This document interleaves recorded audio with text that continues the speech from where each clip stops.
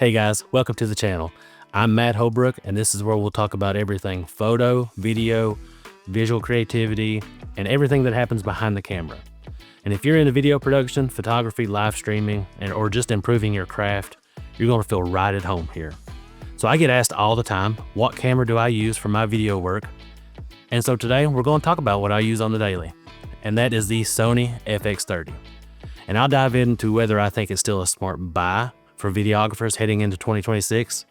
And let's face it, there's a lot of newer cameras out there, the Lumix S12, the S12E, the Nikon ZR, and the Canon R6 Mark III. There's a lot of hype online, okay? But this video is about real world use. I've shot on this camera on actual jobs, not test charts. This video isn't going to be about specs. There's plenty of those videos out there already. I really want to break down what it does well, where it struggles, and who I actually think this camera is for in 2026. Now, yes, I understand that the FX30 is a Super 35 sensor camera, and the ones that I have mentioned are full frame, but we'll get to that a little bit later. You know, I think the FX30 exists because Sony realized there's a huge group of creators out there that don't need a $4,000 cinema camera, but also don't want to be limited to hybrid bodies that are photo first and video second. Now, to me, this is Sony saying, if video is your main focus, here's a budget-friendly tool built just for that. And listen, guys, you're going to feel that immediately. This thing is built with video in mind, from body design to the menus to the way it handles heat and no recording limits. This camera is meant to stay on and keep rolling. And trust me, when you're working for paying clients, reliability matters more than specs. This camera feels like it was designed just for that reality. I know, baby. I'm my puppy dog. There's my puppy dog. I see you down there. Hi, baby. That's my baby. Look here, guys. You'll see my baby? There's my baby. He loves me so good. I didn't think I'd be able to get through this video without him showing up at least once, so there he is. You know, as I'm recording this, I realize that this camera punches way above the price point. You know, at $17.99, I think right now on sale at B&H. Killer deal. And now let's just be real. I hear you down there, dude. Hey, man, come here. Girl. Thank you for laying down. All right, let's get back to the video. Now, on paper, the FX30 gives you a ton of recording options, okay? But what matters is how those options actually perform in real-world shooting. Now, as I mentioned before, the FX30 does have a Super 35 crop sensor, and I have used full-frame cameras, and I still do. But honestly, I love the look that the FX30 produces. You get this nice balance of it's sharp, okay, without being overly digital. Yet it feels cinematic without feeling soft. It's hard to explain, but you're going to get to see some samples. The camera oversamples from 6K down to 4K, so detail holds up extremely well, and it produces footage I'm comfortable with delivering to clients without any hesitation, even after pushing it in color grading. Now, on paper, the FX30 gives you a lot of recording options, but what matters is how those options actually perform in real-world shooting. Now, you've got 4K 120, 10-bit 422 internal, S-Log3, S-Cinetone, and multiple codec choices. Now, for paid work, I usually live in XAVC SI. The files are bigger, okay, but they're easier to edit due to the retention of detail when I'm pushing it in post. Now, especially when I have more time on editing. Now, for quick turnaround projects, I lean more towards XAVC S. You lose a little bit of information in some of the details, but the files are smaller, quicker to edit, and really helps with turnaround time. And since we're talking about recording modes, let's talk about frame rates, because this is one of those details that you don't notice until you put the footage side by side. Now, the 4K 60 on the FX30 looks really good, really good. It's super sharp, detailed, and that's honestly where I shoot the majority of my work. Now, when you switch over to 4K 120, the image does get a little softer, and that's not a settings issue. It's because the camera applies an additional crop to make it about a 2.3 times crop at 120 frames per second. Now, that heavier crop means that you're not getting the same oversampled look that you get on 4K 60. Now, that doesn't make 4K 120 bad. I still use it all the time for sports, action, and when moments where slow motion matters, okay, more than fine details. But if you're shooting interviews, branded or social media content, or anything I know that I'm going to be pushing in post, I stick with 4K 30 or 4K 60. So for me, 4K 120 is a creative tool, not a default setting. And once you understand those trade-offs, it's really easy to choose the right mode, and that's where the FX starts to feel predictable in a good way. One of the reasons why I'm comfortable with switching from frame rates and moving fast with this camera is the autofocus.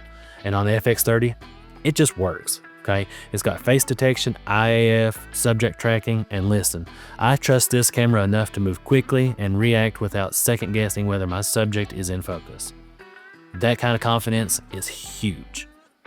Now let's talk about ergonomics and cinema features. And that's where the FX30 starts to separate itself from hybrid cameras. You get tally lights on both front and back, and even a red record box that goes around the entire screen. Now there's no way you're going to question whether you are recording or not. The body has multiple quarter 20 mounting points, perfect for mounting monitors, handles, and other accessories. And if you guys are interested in seeing my camera rig setup, comment down below and I'll make a video of what my camera rig is going to be in 2026. Now there are two big features that I had to have, and the FX30 has it. A built-in fan, and no recording lemons. Now that fan is a huge deal. I have shot long events, all-day weddings outside in summer heat, 3-hour football games in August in direct sunlight with temperatures pushing high 90s. And this camera just worked every single time. No overheating issues, no temperature warnings, and guys, I don't want to babysit my camera. I want to trust it so I can focus on the story. And this camera allows me to do just that. Now let's talk about low light, because honestly, expectations need to be realistic. Now some of the footage can get noisy pretty quick. Now the FX30 handles low light okay, but keep in mind it's not a full frame camera, and you'll want to properly expose and have a fast lens to get the best results. Now that being said, if you know how to light a scene or set your exposure correctly, the footage comes out clean and very usable. And you know, honestly, most clients aren't sitting there pixel peeping or analyzing the noise in the shadows. What really matters to them is if their story is being told and whether the content aligns with their brand or mission, and honestly, how their audience experiences the final product. Now, operating a media production company, that's one perspective that counts.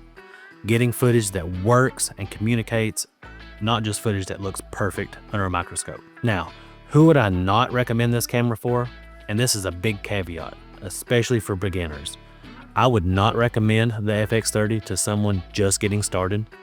The photo capabilities are very limited, okay? And this camera just isn't designed for photography. For beginners, a hybrid camera would make a little more sense just because it gives you flexibility. Better photos, better burst rates, and the freedom to experiment and figure out what kind of work you really enjoy. Now, I've been doing video and photo production for 7 years now, and I can tell you that when you're just starting out, having a tool that allows you to explore both is pretty invaluable. So who is this camera really for? Well, the FX30 makes the most sense if you're solely focused on video, especially if you're a solo shooter or doing paid client work. It's perfect for people who understand log and color grading and want cinema level features without cinema level price tags. But is the FX30 still relevant in 2026? Absolutely.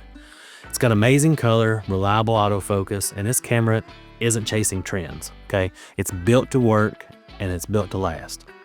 Now, honestly, the FX30 has been a constant workhorse for my company for the last 2 years. From weddings to sports, we've live streamed events with it and everything in between. It has never let me down. And now this is one camera that's allowed me to grow as a videographer and filmmaker, to take on bigger projects and deliver constant high quality work to all my clients. For me, it's more than just a tool. It's been essential for both my personal growth and the growth of my business. I know I could pick it up, hit record, and focus on capturing the story and not worrying about the gear.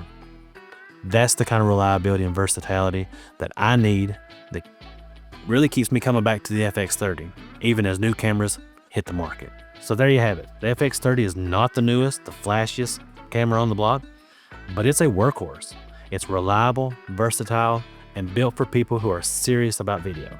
Hey, if you got value from this review, or if you have a different take on the FX30, drop a comment down below. I'd love to hear your experience and talk gear.